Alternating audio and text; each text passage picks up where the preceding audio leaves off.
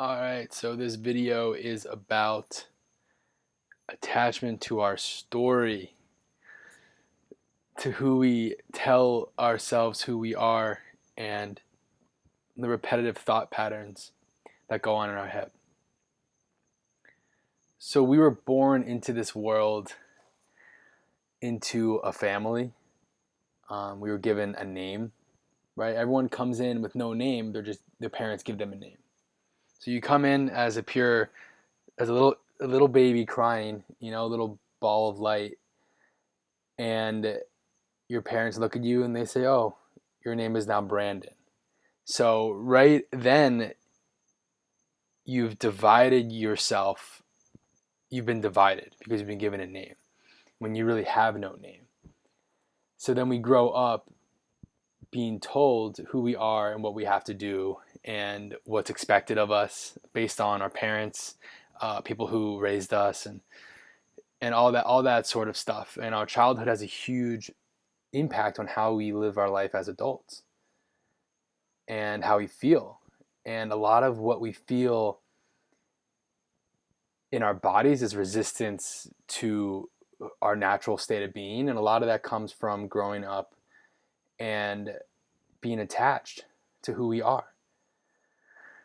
So if we have an idea in our head that we are Brandon, and I am Brandon, and I am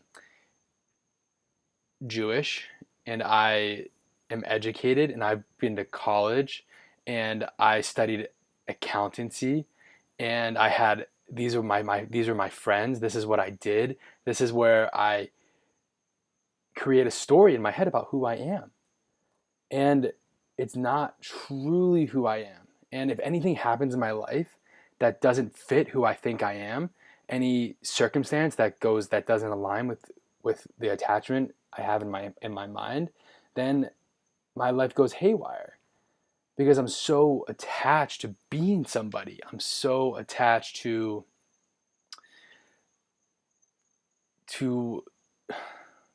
having an identity, to being somebody, when our true nature is just to be free and to be really nobody.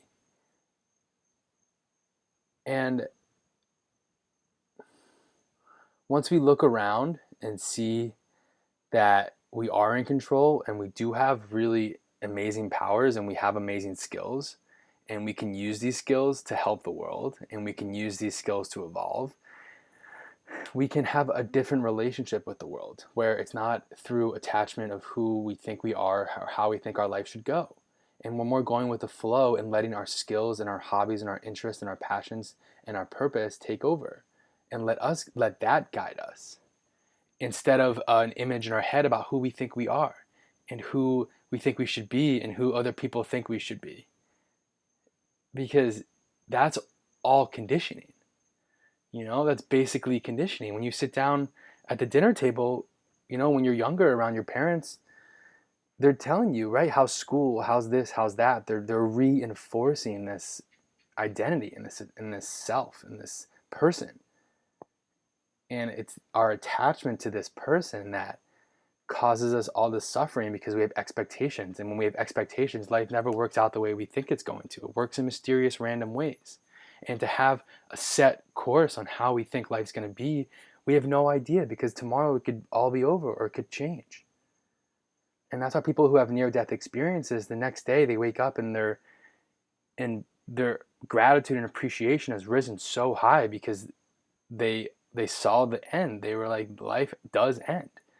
And when I'm dying, my attachment to myself, there's no purpose for it anymore. Like, there's no purpose for I because you're dying.